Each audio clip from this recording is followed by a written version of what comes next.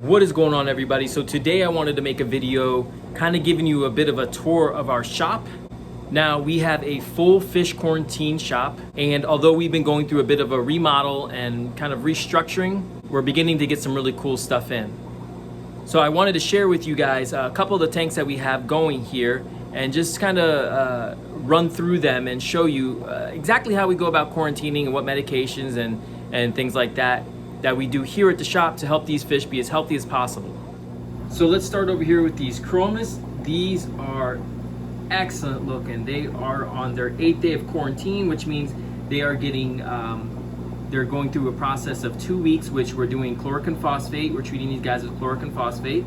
And just look at the coloration on these chromis. They look absolutely amazing. They're eating great. They're eating all different types of foods, live foods, frozen foods, all different sizes, from copepods to big mysis shrimp. Really happy with the way they're doing right now. And over here to the left of them, we have a green spotted puffer that is, you can see he's a big fat boy right here. Now, this actually came from a customer's aquarium, and they had some type of parasite in their tank where we had to break down their whole tank, separate their fish, and treat all their fish. This is the puffer from that tank, and just by looking at him, you can tell he's doing a lot better right now. He is completely healed. He's just under observation, and as soon as our tank goes through the full 3 months of being fallow, we can add him back in there, but he's doing great so far. Now we got a bunch of beautiful Banggai cardinals, and look at the coloration on them. They're only on their 2nd day of quarantine, and we are treating them again with chloroquine phosphate, and they're very active. You can see how they're kind of darting out front. When I get close, they seem to show a lot of energy. That's because they're already on their 2nd day here. They're already used to the routine of being fed, and again, they're eating a bunch of different varieties of food. So they just look great. So they got about another 12 days left of quarantine, and then 2 weeks after that of observation. Then over to the left of them, we have some engineered gobies that came in on the same shipment. We have a little wrasse. And then over here in observation, we have a Randall goby, a firefish, purple firefish, and this little grumpy guy up front here is sailfin blenny, or an algae blenny, And they're all under observation right now. They've already been through the whole chloroquine phosphate process. They are now under observation, and we're gonna and they should be good for sale in about probably a week and a half. The other thing I want to say, this tank right here is actually under copper. They are not under chloroquine phosphate because we have that wrasse right there, so we gotta do copper because wrasse cannot take chloroquine phosphate. This guy was in bad shape, and he's hanging out in the back there because he's by himself. You can see a little bit of scarring on him, but he was in bad shape. He came in a whole batch of fish that all of them, probably a good 15 fish, died of uranema. He's the last survivor. We were able to get him into a tank and start treating with chloroquine phosphate, and he has done a complete turnaround. And he's on his 12th day of chloroquine phosphate, and then after this he'll be under 2 weeks observation. But I'm very happy to see that at least one fish from that batch that made it. But so yeah, uranema is definitely a very scary disease, and it's commonly associated with things like chromis and anthias and other social large-scale fish. Now, people ask me, what medications do you guys use for your fish? How do you go about quarantining your fish? It gets a bit tricky because not all fish require the same medications. Not all medications are safe for all fish, and more fish are prone to certain types of diseases. For instance, chromis, anthias, large-scale fish, and social fish seem to be more prone to something like uranema, which to me, in my experience so far dealing with this, is probably the scariest disease to get because it is so fatal and it spreads so quickly, and it's one of those diseases that, you know, if you leave your tank fallow, it doesn't die. It's in your tank. Once you have it in your tank, it's in there forever. So uranema is one of the main one that brings me concern. But we do a mix of formalin and copper for those types of fish, and then the other fish that we feel can do chloroquine phosphate, that are able to do chloroquine phosphate, we definitely run that in our systems. We also dose metronidazole for bacterial infections, and then Prazi for things like flukes. So those are all the medications that we're currently doing. There are some experimental things that we want to try because I personally don't like using formalin. So we're looking at some different things out there that are promising. And that's still in the early stages, but as of right now, formalin seems to knock out things like urinema. Although I don't like working with it, it's effective right now, but we're looking for ways to get off of that and onto something else. Woo, we got more puffers, guys. We got more green spotted puffers. These guys will get dewormed pretty soon. Look at you. Oh my God, I love them. Look at that face. How do you not love that face? One of my favorite fish in this hobby. But yeah, so all these guys will get fenbendazole to deworm them because anybody who's kept puffers know these guys are riddled with internal parasites. And then down below we have a butterfly fish, long-nosed butterfly fish, and a gold ring tang. And even got a little dragonette right here, which a lot of people ask me, how do you guys quarantine a dragonette? I mean, you guys are doing this for a month at a time, sometimes even longer, in a sterile tank with no bare bottom, no copepods, nothing in this. Well, luckily for us, he is eating live food. Most of our mandarins were able to get to eat some live brine, so they do pretty good in quarantine, believe it or not. And it kind of helps too, because once they get in a customer's tank, they're used to eating something like a live brine or even frozen food. So we do our best to get them on frozen foods. It just takes a bit of working with them. And here we have a tile fish. Now these guys are almost done with quarantine. In this tank, we have a Tamini tang in the back, flame fin Tamini tang. Again, another dragonette in this tank. So they're all excited because they think they're gonna get fed. And it's little tile fish right here that's really excited because he knows it's dinner time. But they've just made it through their 2 weeks, and I believe they did, they were in copper. Were they in copper? Yes, we did copper and metronidazole with them. So now that they've done their 2 weeks, now we'll tank transfer them to a clean system and then do 2 weeks of observation before they can even be put up for sale. Over here we have a tank that is under chloroquine phosphate, and you have a Naso tang. You have I believe a blue jaw triggers in there, hiding away, a bit shy, but they've only been here for about a week and a day. They're going under the chloroquine phosphate, like I said, and so none of these systems are on the same filtration. They're all on their own separate filtration. Sponge filters is what we're using, and then we have lids on here to prevent cross-contamination or any type of spillage from happening. And we have little exhausts and stuff, so even the air that comes out is not going to spray anywhere. There's filter floss in there and some carbon, so it all gets handled into that little exhaust system. So there's no chance of cross-contamination between the two tanks. So even though this one is done with its medication, we're not worried about this one infecting that tank because they're sealed pretty good. Just coming in, if we can see them in the back there is a beautiful foxface back there. Now usually we don't get foxface fish in, just for the simple fact that we don't really put them in customers' aquariums that much, because most of our customers have corals and they don't do really well with corals. We got a blue-eyed coal tang, another flame fin Tamini tang. I believe these guys will be under I believe these guys are going to be under formalin and copper. Down below we have a Disjardini tang with 3 bar gobies in here. They all look great, and they are on their 8th day of quarantine, and they are doing chloroquine phosphate. They're all eating and doing great. Again, another tang right here. Look at the coloration on this fish. And this came in actually in the same batch as with them, and they came in extremely healthy, but they're really excited because they're about to get fed.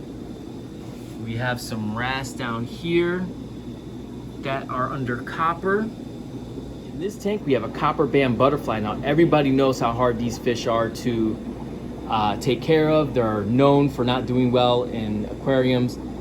They're also known for getting urinema really bad. So we are treating this copper band, and there's another copper band in this tank all the way in the back. Can't see them. Is way in the back there. We're treating both of them with a mix of formalin and copper for now, and they are on their 3rd day of formalin and copper. And the good news is they're eating all different types of foods. They're eating calanus, they're eating live brine. Even gonna try. I'm gonna try to feed them some mysis shrimp, some frozen mysis shrimp, and see how they react to that.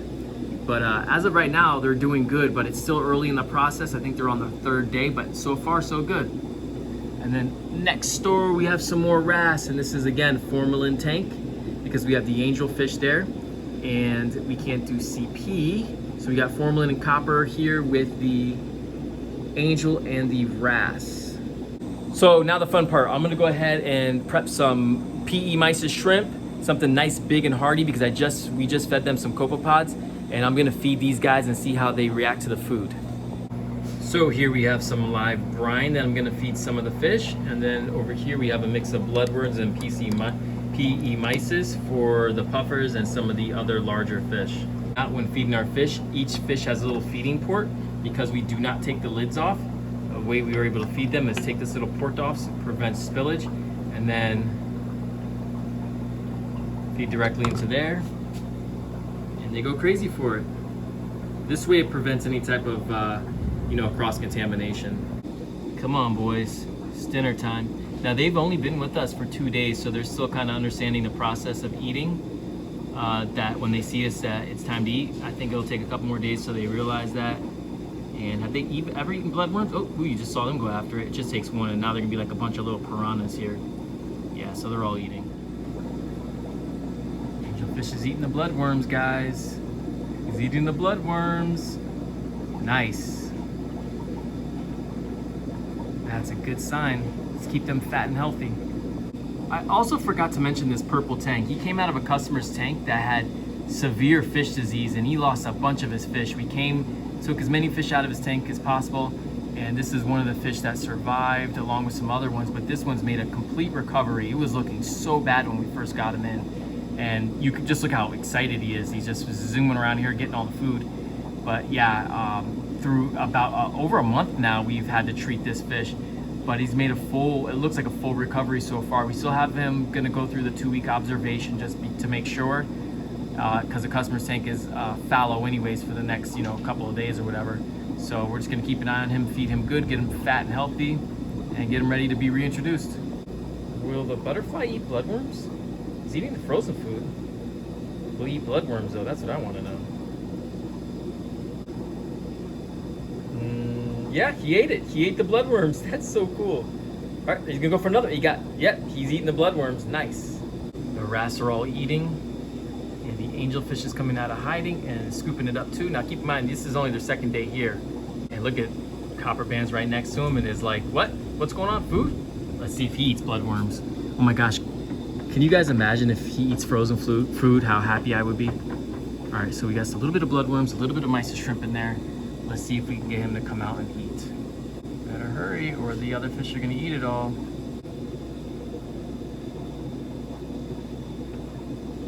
Okay, got a piece of mysis. That's a good sign. So he's eating frozen food. He didn't spit it out. So that's a big win.